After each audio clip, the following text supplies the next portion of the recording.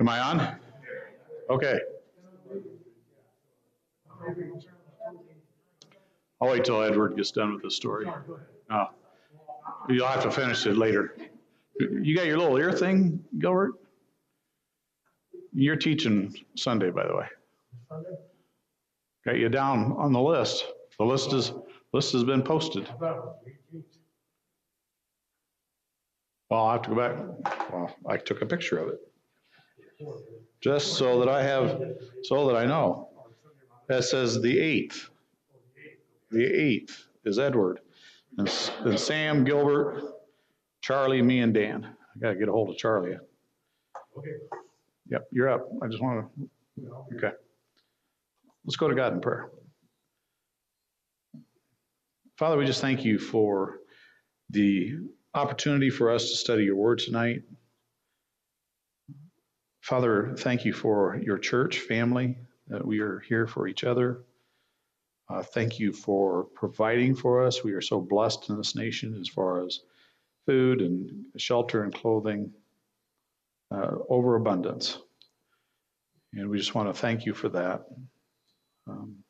As we go throughout this week, help us to continue to study with people, to share the word, to tell people who you are and what you mean to us in our life. We ask all these things in your son's name. Amen. So who in here eats leftovers? Right? Okay, well, I know people that don't eat leftovers. You know, they eat the meal and throw it out. And it's like,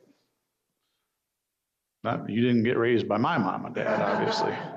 You didn't have Grandma Vagnagdam where she wiped the plate clean with her homemade bread when the meal was over. You could almost put it back in the cupboard when she was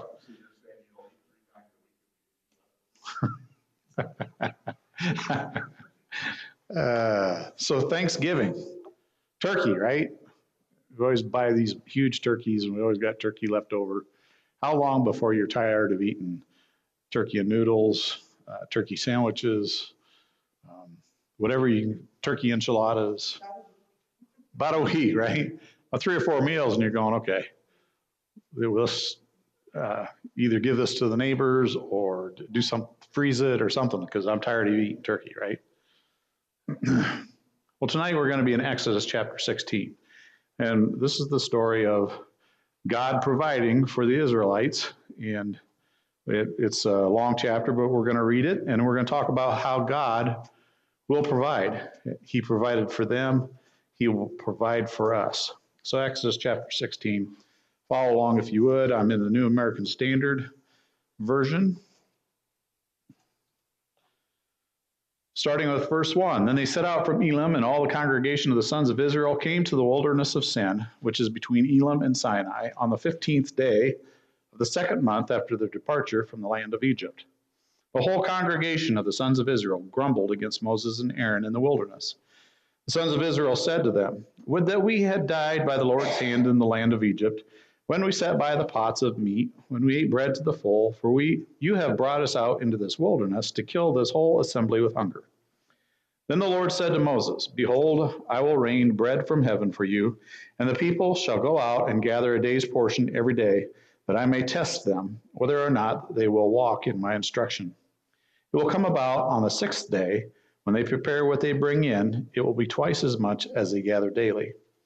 So Moses and Aaron said to all the sons of Israel, "At evening you will know that the Lord has brought you out of the land of Egypt, and in the morning you will see the glory of the Lord, for he hears your grumblings against the Lord. And what are we that you grumble against us?" Moses said, "This will happen when the Lord gives you meat to eat in the evening and bread to the full in the morning. For the Lord hears your grumblings, which you grumble against him. And what are we? Your grumblings are not against us, but against the Lord." Then Moses said to Aaron, "Say to all the congregation of the sons of Israel, 'Come near before the Lord, for he has heard your grumblings.'" And it came about as Aaron spoke to the whole congregation of the sons of Israel that they looked towards the wilderness, and behold, the glory of the Lord appeared in the cloud. And the Lord spoke to Moses, saying, "I have heard the grumblings of the sons of Israel. Speak to them, saying, 'At twilight you shall eat meat, and in the morning you shall be filled with bread, and you shall know that I am the Lord your God.'" So it came about at evening that the quails came up and covered the camp, and in the morning there was a layer of dew around the camp. When the layer of dew evaporated, behold, on the surface of the wilderness there was a fine flake-like thing, fine as the frost on the ground. When the sons of Israel saw it, they said to one another, "What is it?" For they did not know what it was. And Moses said to them, "It is the bread which the Lord has given you to eat. This is what the Lord has commanded. Gather it of it every man as much as he should eat. You shall take an omer apiece according to the number of persons each of you has in his tent." The sons of Israel did so, and some gathered much and some little. And when they measured it with an omer, he who had gathered much had no excess, and he who had gathered little had no lack. Every man gathered as much as he should eat. Moses said to them, "Let no man leave any of it until morning." They did not listen to Moses, and some left part of it until morning, and it bred worms and became foul, and Moses was angry with them. They gathered it morning by morning, every man as much as he should eat, but when the sun grew hot, it would melt. Now it came about on the sixth day, they gathered twice as much bread, 2 omers for each one, and when all of the leaders of the congregation came and told Moses, then he said to them, "This is what the Lord meant. Tomorrow is the Sabbath of observance, a holy Sabbath to the Lord. Bake what you will bake and boil what you will boil, and all that is left over put aside to be kept until morning." So they put it aside until morning as Moses had ordered, and it did not become foul, nor was there any worm in it. And Moses said, "Eat it today, for today is a Sabbath to the Lord. Today you will not find it in the field. 6 days you shall gather it, but on the seventh day, the Sabbath, there will be none." And it came about on the seventh day that some of the people went out to gather, but they found none. Then the Lord said to Moses, "How long do you refuse to keep my commandments and my instructions? See, the Lord has given you the Sabbath, therefore he gives you bread for 2 days on the sixth day. Remain every man in his place. Let no man go out of his place on the seventh day." So the people rested on the seventh day. The house of Israel named it manna, and it was like coriander seed, white, and its taste was like wafers with honey. Then Moses said, "This is what the Lord has commanded. Let an omer full of it be kept throughout your generations, that they may see the bread that I fed you in the wilderness, when I brought you out of the land of Egypt." And Moses said to Aaron, "Take a jar and put an omer full of manna in it, and place it before the Lord to be kept throughout your generations." And as the Lord commanded Moses, so Aaron placed it before the testimony to be kept. And the sons of Israel ate the manna 40 years, until they came to an inhabited land. They ate the manna until they came to the border of the land of Canaan. And now an omer is a tenth of an ephah.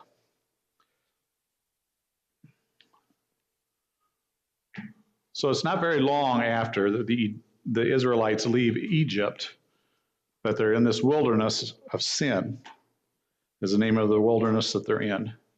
They probably had food that they had taken with them from Egypt. You know, as they left, they were supposed to have bread, and they had roasted lamb, and I'm not sure what kind of supplies they had, but they probably had some food to last them until the second month that they left Egypt. They were in the wilderness of sin. They went from comfortable to uncomfortable.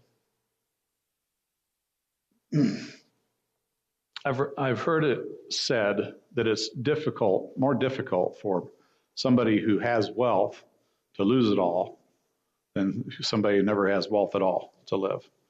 Because you've lived this comfortable lifestyle and then you have nothing. And I know some people that has happened to, and it's a struggle because they're used to buying new cars, you know, and all of a sudden they don't have the income and they have to buy a used car, and it's like it's just hard for them to drive somebody else has driven and it's got miles on it, you know. You've been there and done that? Have you ever bought a new car, Edward? Really? I'm sorry I laughed.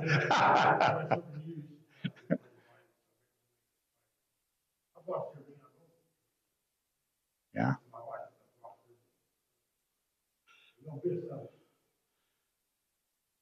That's right. That's because you're living for God now, and that makes a difference because God's going to provide. Because you're a man of integrity, you're living a different lifestyle. And so you've been comfortable and then you've been uncomfortable. You know what that's like, right? And that's what the Israelites. See, they were thinking a worldly mindset. What have I got to eat? I got a place to sleep, even though I'm a slave in the land of Egypt. I've got it good. I'm out here wandering around. I don't have anybody making me make bricks, but I don't have any food to eat, you know? And they grumbled against Moses and Aaron. And Moses says, hey, you're not grumbling against us. We're just doing what God's telling us to do. So you're actually grumbling against God. Here's a picture of the wilderness of sin.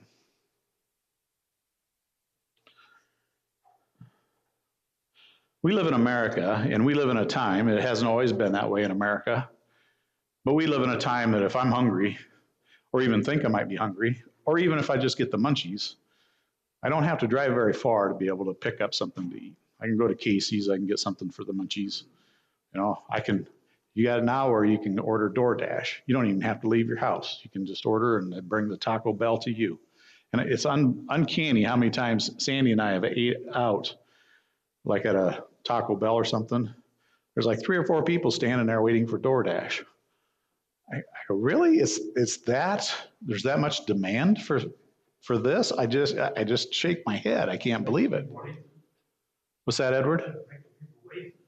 Yeah, it goes back to what I'm trying to say is that we are so blessed that we have whatever food we want available at our fingertips at a phone call. We have Domino's that can deliver pizza. We have access to food. Do you see any Taco Bells in this picture? Or Casey's, Pizza Huts, Domino's? There are no quick stars. No quick stars. No 29-cent bananas here, right? Remember when you were little, growing up? How many times did your dad take you to McDonald's? Nada. Right. Yeah. Even like when you were Sandy were first married, you had just enough to cover what you had to, and that was it. So if you had enough to get to go out to eat, or that was a big deal, And now now that we're getting closer to retirement, you start to kind of tighten the belt a little bit because you can't live as frivolously as you did 20 years ago. But I think back then, when we were kids and that, we thought we were great. I mean, and like you were saying, people that have never had, as opposed to people that have had and lost it. When you never have it, you think you're fine. You don't. I mean, we were poor in the sense of what we look at how we are now. But we were fine, we didn't, and so I would say we were probably more blessed then than we are now in the way we thought, as opposed to. Yeah, and we're going to get back to that. That's going to be our ending point. It's our mindset that we have. That's going to be the final point. So we're talking over 1 million people. Even if there was a couple deer out there, that ain't going to feed 1 million people.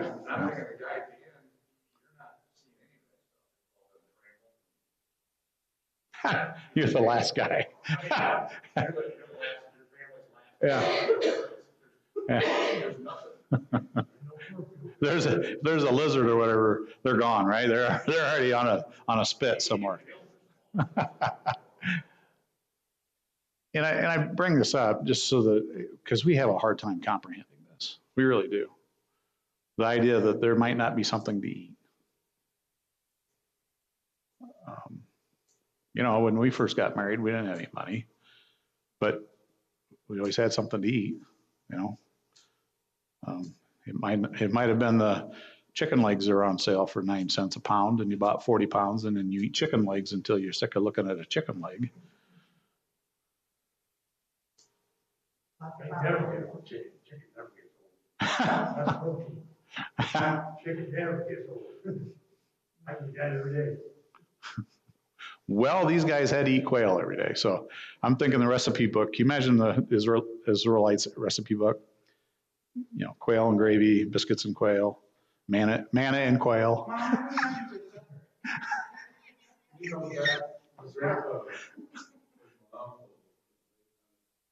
Yeah.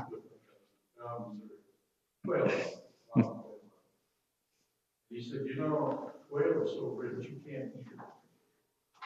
30 days you eat. just so sick of it. Oh, yeah. When he quit, you know. 15 He days. said you'd never be able to do 30 days. Well, Imagine they were eating it. and they grumbled about that, and then there was so much quail that and it was, yeah. I don't remember where that's at in here, but they had so much quail that they were basically vomiting it up because it was, they got sick of it. So in America, it's hard for us to comprehend where the Israelites are at. And I get the grumbling and moaning part, right? You take me away from Pizza Huts and Domino's and you put me out somewhere where there isn't any, I'm going to grumble a little bit, right? So the land is not going to be able to sustain that many people. God knew this. He purposely put them here for this very reason, so that they had to depend on him. Okay? When I got Quick Stars and Casey's and food at my disposal, I can go to Hy-Vee. We are so blessed that if I want to, I can eat chips and dip, drink Pepsi, and just indulge in about the worst food you could ever eat. Or if I want to, I can have fresh fruit, fresh vegetables. In January in Iowa, I can go to this store and I can have fresh raspberries. And I know they didn't pick them anywhere near where I live because it was 30 below there for a while. But we have that access, right? Is that a blessing? Well, that's what I'm getting to, Gilbert. Is it a blessing? Because I don't know that we are as thankful about this as maybe what these guys became thankful for what was given to them and realized that it did come from God. I mean, that's why he put them there. I'm going to take care of you, but I'm going to put you in a situation where there's no way, other possibility that I am going to take care of you. And so for us, I think we struggle a little bit. I'll just use myself. I struggle with a little bit for being thankful for the bounty that I'm provided every day. I pray at our meals and thank God for what he has given us. But I don't know that we can have the same mindset that the Israelites had, okay? And as we progress through this lesson, we're going to end up with this is the mindset we need to have all the time. That's where we're going to end up.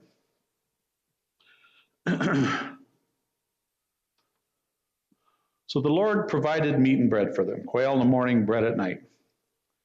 And Moses says, you're not grumbling against me. I'm just doing what God has told me to do. He told me to lead you out here. I did. You are grumbling against God. So God tested them. Gather what you need. Have you ever, who teaches in here? Teach young people. You've taught young people, right?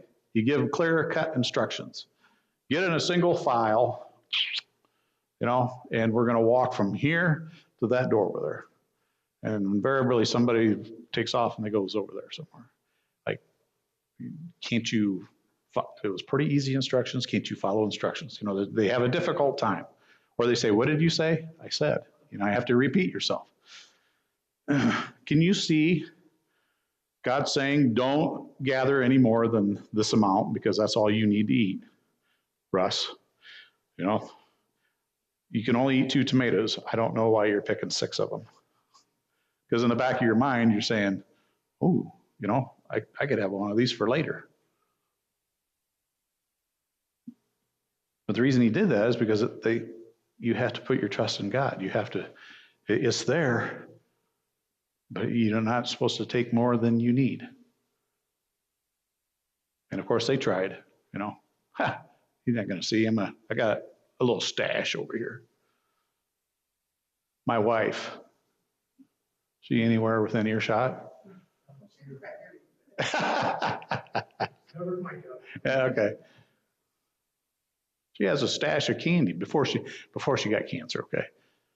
You'd go over to the drawer by the couch and you're looking for a pen, you go, that's where all the Hershey Kisses went. Yeah. Because there wouldn't be any Hershey Kisses left. Yeah, she left them out. My kitchen's real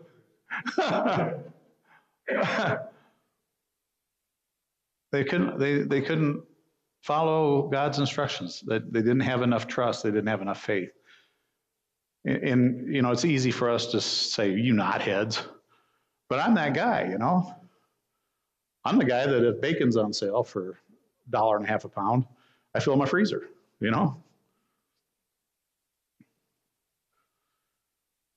an obedience thing, too. It was, yeah. They didn't do what he said. It wasn't just because, like what you said, but they were disobeying him, just flat out disobeying him. And this had to do with their sustenance. It had to do with them, in their minds, being able to live. I need food to live. God's told me take this much for today, and there will be that much tomorrow. You know what? I just don't see that happening. I'm looking around and I'm going, and there's 1 million people out here. Logically, you think, I can see these guys, we get upset at how they are, but I can see myself doing the same thing, okay? That's it. Good logic. God, I don't know what you're thinking. I got 2 bushel baskets full here because sometimes Dan gets lazy and he doesn't pick up enough for himself. That way, if he needs a little bit extra, I got some to give. Yeah, I see the logic behind that, yeah. And you have to think that probably not everybody in their group were good, honest, upstanding people. People are people. I mean, out of that many people, they couldn't have all been, Can you imagine the guy that's, and Gilbert, I'm going to pick on you. This would be Gilbert. I bet I could sell some of this quail to somebody. There's more quail than anybody can eat. I bet I could sell some of this. And I bet you could, because you're a good salesperson. He is. I'm sorry. He can sell dirt to you. I know. He can sell dirt, yeah. I love you, brother. I hope you know I'm just picking on you. He's a baby. And then, of course, on the 6th day, they're supposed to gather twice as much because God says, tomorrow you're not supposed to do anything. Oh, no, 7th day, there's people out there looking. It's not there. Huh, imagine that. Okay, so then God says, as I read this and studying for this lesson, it just kind of hit me funny that, so they're kind of sick of eating manna and quail. And yet God says, get a jar of this and make sure that it's out there where you can remember. You can remember this. How can you forget eating manna for 40 years? What manna is. But he collects a jar and he puts it in the ark, okay?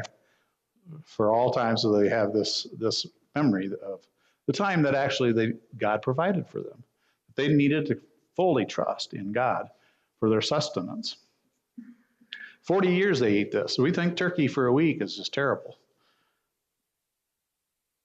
You'd have to be a really good cook to be able to change up the recipes for quail and manna where it wouldn't get old for 40 years. But God provided for them for 40 years in the wilderness. Okay, so what does that mean for us today? Let's go to Matthew chapter 6. Be in the New Testament now. Matthew chapter 6, 25 through 34.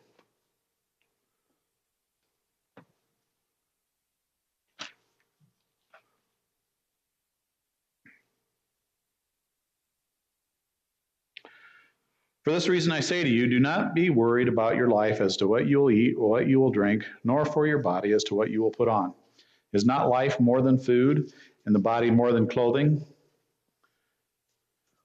Look at the birds of the air, that they do not sow, nor do they reap, nor gather into barns, and yet your heavenly Father feeds them. Are you not worth much more than they? And who of you, by being worried, can add a single hour to his life? And why are you worried about clothing? Observe how the lilies of the field grow. They do not toil, nor do they spin. Yet I say to you that not even Solomon in all his glory clothed himself like one of these. But if God so clothes the grass of the field, which is alive today and tomorrow is thrown into the furnace, will he not much more clothe you, you of little faith?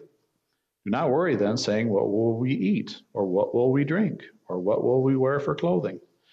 For the Gentiles eagerly seek all these things, for your heavenly Father knows that you need all these things. But seek first his kingdom and his righteousness, and all these things will be added to you. So do not worry about tomorrow, for tomorrow will care for itself. Each day has enough trouble of its own.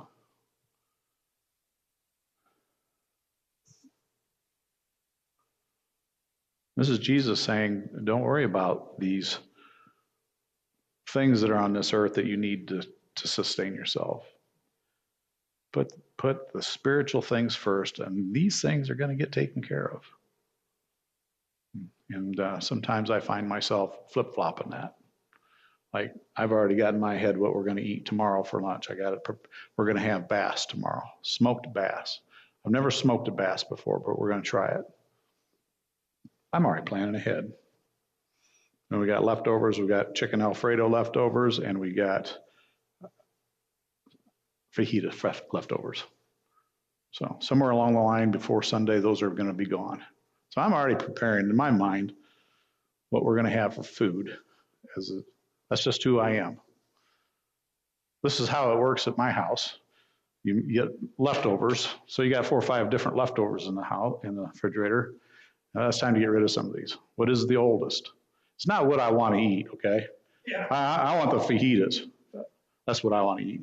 Here's some ham and beans that we had 3 or 4 days ago. We got to eat that up or I'm going to have to toss it out. I don't want to do that. So ham and beans today, and then you go right down the line, right?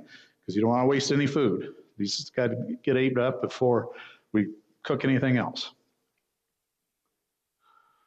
So I spend time thinking about what we're going to eat. That's part of who I am. Jesus says, don't worry about that. So what if you go to the refrigerator and your ham or beans are a couple of weeks old? Toss them out. I want you to be worried more about spiritual things. Focus on who might be hurting, who needs a Bible study, who needs a call, who needs a card. Those are the things, reading your Bible on a daily basis. What comes first, breakfast or reading your Bible? Depends on how hungry I am, and if Sandy fixed breakfast and it's sausage and biscuits. I'll get to the Bible later. Sausage and biscuits and coffee, that's pretty good. Okay, I think I've made my point. And similarly, in Matthew 7 through 11, Jesus says, ask and it will be given to you, seek and you will find, knock and it will be open to you. For everyone who asks receives, and he who seeks finds, and to him who knocks it will be opened. Or what man is there among you who, when his son asks for a loaf, will give him a stone? Or if he asks for a fish, he will not give him a snake, will he? If you then, being evil, know how to give good gifts to your children, how much more will your Father, who is in heaven, give what is good to those who ask him?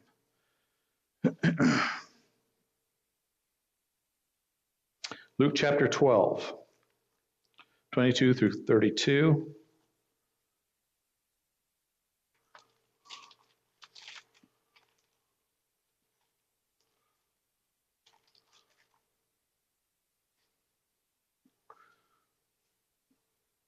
Luke 12, 22 through 32. I'm sorry, I have it on a slide here, so it makes it easy for you. And he said to his disciples, for this reason I say to you, do not worry about your life as to what you will eat, nor your body as to what you will put on. And he's kind of saying the same thing he said in Matthew chapter 6. For life is more than food, and the body is more than clothing. Consider the ravens, for they neither sow nor reap. They have no storeroom nor barn, and yet God feeds them. How much more valuable are you than birds? And which of you by worrying can add a single hour to his life's span? If then you cannot do even a very little thing, why do you worry about other matters? Consider the lilies, how they grow. They neither toil nor spin, but I tell you, not even Solomon in all his glory clothed himself like one of these. But if God so clothes the grass in the field, which is alive today and tomorrow, is thrown into the furnace, how much more will he clothe you, you men of little faith? And do not seek what you will eat, what you will drink, and do not keep worrying. For all these things the nations of the world eagerly seek, but your Father knows that you need these things. But seek his kingdom, and these things will be added to you. Do not be afraid, little flock, for your Father has chosen gladly to give you the kingdom.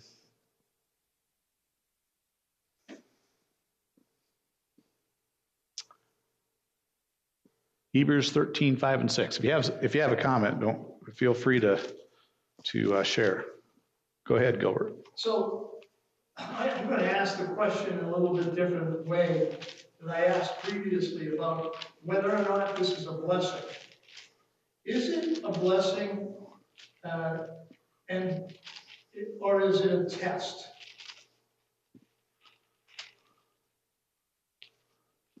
In what way would it be a test? 1,000 different opportunities. One we can pick and pluck out of the air, and you know it's the golden land of opportunity. We're living in what I would consider to be more than just blessings. These are almost blessings to the point where they're a curse. And so, if we're just trying to get a clear signal from our prayers, is this a blessing or is this a curse or is it just a test to see how well you can follow the word? Does that make any sense? Well, it does, because I've often thought that the things that we thank God for blessings, the fact that we got such an abundant supply of food is a blessing to us, could actually be a curse because we don't fully put our faith in God. Because we don't have to. It's there. We don't have to have a trial to test our faith. And that's, what's that? Yeah. Yeah. Yeah. And maybe it's just me that struggles with it, but it goes to your question, Gilbert, is that I've considered that the fact that we have anything at our fingertips is not a blessing. It is not a blessing. That it doesn't allow us to rely on God. I have become more aware of this blessing since we've changed our diet, and the fact that what I said was true, that I can get grapes or raspberries or blueberries at my disposal anytime I want in a place that they're not growing. And we are blessed to be able to have that choice and that opportunity, because that's something that right now Sandy needs. So I look at it as a blessing that is available to us. Go ahead, Edward. Actually, blessings like you have to do something good, comes of it.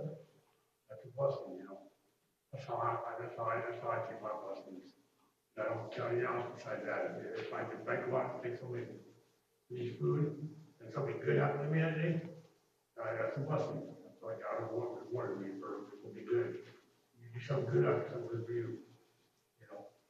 I think God's favorite line is my way or the highway. God's favorite line is my way or the highway? That's where it is. My way or the highway. You got a book, chapter, and verse on that? Nope. I know what you're saying. You're kind of paraphrasing the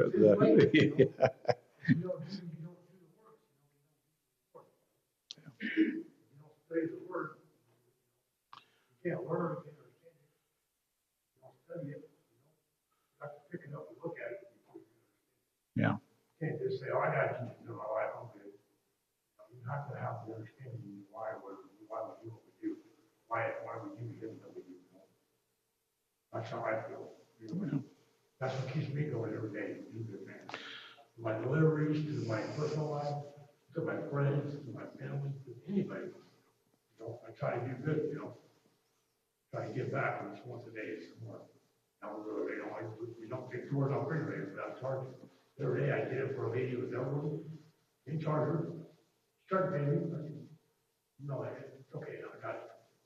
I wanted to do something good, I try to do something good once a day. And then I feel like that's what God wants us to do, is try to do something good once a day. I wouldn't disagree with that, yeah. You see the correlation with Jesus' teaching, though, in the children of Israel, when he says, don't worry about this stuff, we're going to take care of it. God is basically telling the Israelites the same thing. Don't worry about this stuff, I got you. I got your back. I'm calling you out. I'm going to take care of you. Their clothes didn't wear out for 40 years, right? So if styles changed, you know, these Hey Dudes are popular. You know, they're a shoe. Anybody got any Hey Dudes on? Okay, younger generation, right? So hey, Dave Smith's huh? got Dave Smith has. We've Yeah, talked yeah, about yeah. his about that. Are you trying to be? He's trying to still be a teenager, right? It's like, you know, you don't see any Hey Dudes on me. I don't know that you ever will. Clogs, you know, them, is that what they call them? They're not Crocs. Crocs. I'm not a Croc guy either. And that if you wear Crocs, that's fine. Dan, you got a pair of Crocs at home. I'm not pointing you out. They're Duck Dynasty Crocs.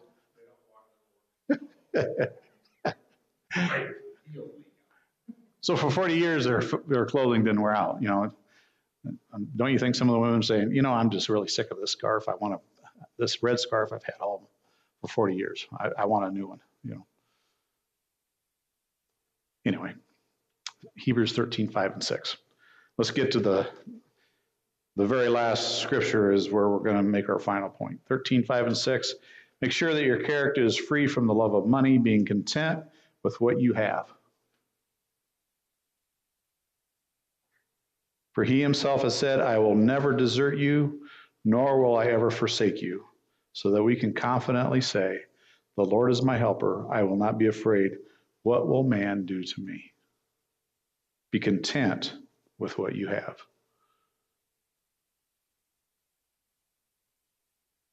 And then Philippians chapter 4.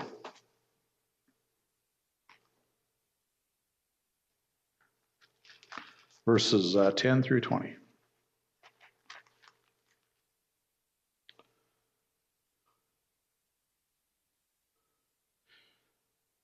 But I rejoiced in the Lord greatly that now at last you have revived your concern for me. Indeed, you were concerned before, but you lacked opportunity. And Paul's talking about a gift that he had received, okay?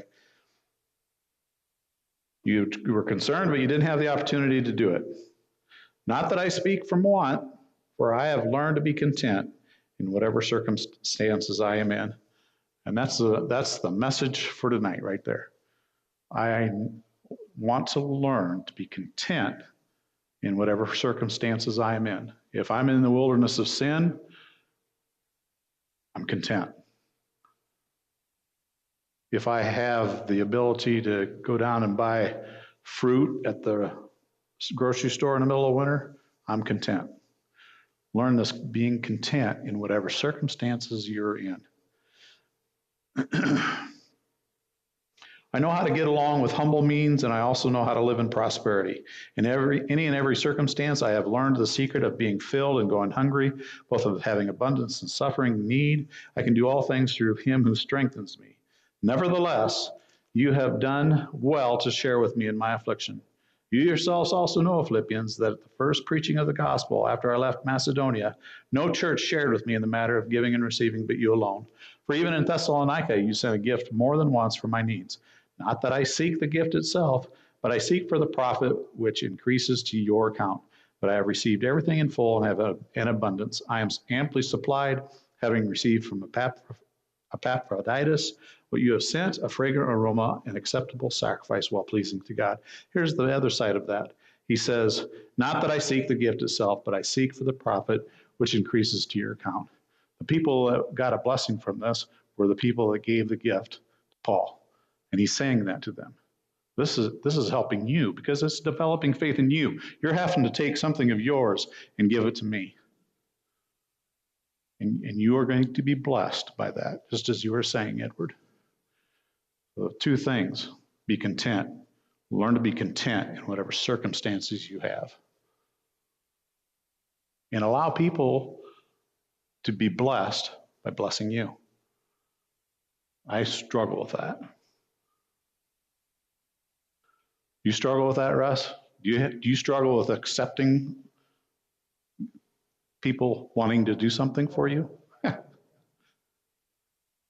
I forget who taught me that lesson. They told me, allow me to do this for you because that's how God is allowing me to serve him. Yeah, okay, that was hard. I don't want to be beholden to anybody, but it has nothing to do with being beholden to anybody. It gives them an opportunity to serve God when they serve you.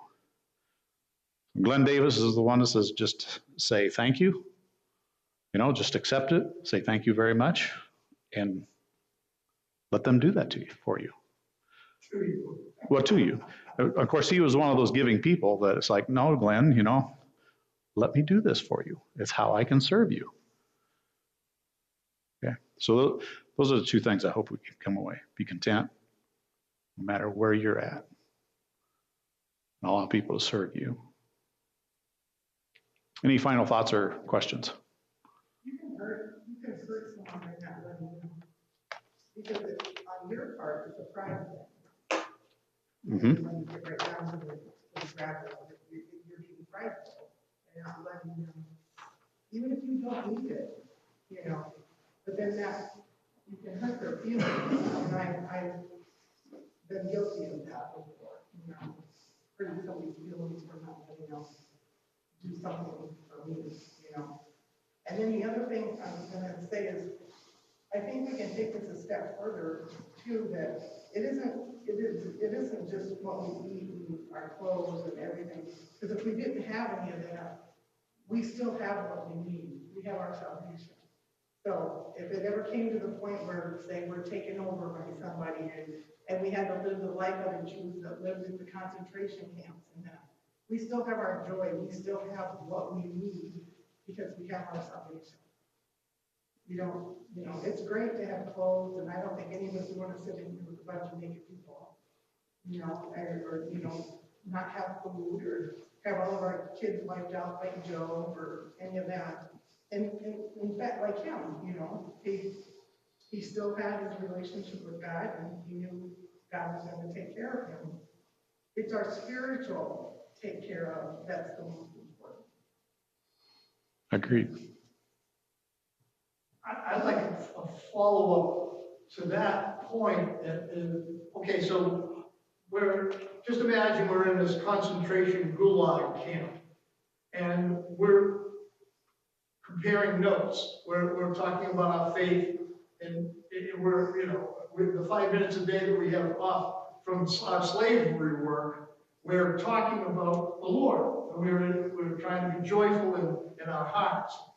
And at the same time, there's two differing opinions.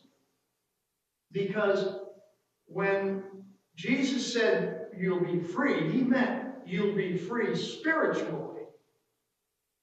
But yet, as we are free spiritually, we still are gifted with a mind, and if we're healthy enough to be able to walk and talk, and in some cases, battle, fight. And so I wonder, what is the God's promise to us for salvation when we take up the call to arms that was given to us in our founding constitution by a Christian government and God-fearing government, I should say.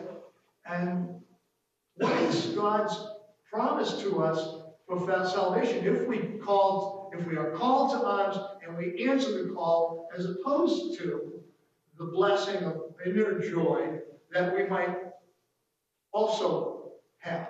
But yet we have a gun and we are returning fire. You'll have to ask God that, because I don't know what the answer to that is. And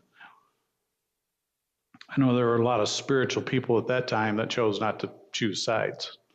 But they were neutral, they weren't loyalist. And as far as a concentration camp, there's a movie about some Dutch ladies that were hiding Jews in their wall. I think her name was Tin Boom or something like that. That was the last name. Corrie Ten Boom. And in the movie, because they were very strong in their faith, and they went through what they went through, they got into the concentration camp, and it tested their faith. It shows how what they were going through and seeing people dying and getting murdered God, what do you got in mind? Why is this happening? You know, it tested their faith extremely. And of course, she survived it. I think her sister didn't. And then she wrote the story, and the movie came from that. But yeah, when Paul was in prison, we don't know exactly what that looked like. It's been written that he had some freedoms, that he wasn't in chains and beaten every day, but he was in prison, you know. And I got to be honest with you, I don't ever want to go through something like a concentration camp like the Jews did, but would my faith sustain me through that? Could I find contentment in that situation, knowing that God is with me there as he is now? Don't think what Jesus went through on the cross, but even before that. He didn't break his hand, he didn't say bad words, he didn't cuss people, he could have just wiped them all out and said, there, I'm not dying for you bunch of crazy people, you know. But he didn't. And he held his faith, you know, he was obedient to the Father. And I'm sure he didn't enjoy any of that. But he held strong to his faith and his belief and what he was doing was God's will. So. Yeah. Yeah. Okay. Brother Dan, you have some announcements for us? Or do you want me to take care of them? last Saturday, Okay. we get out of bed at 7 o'clock.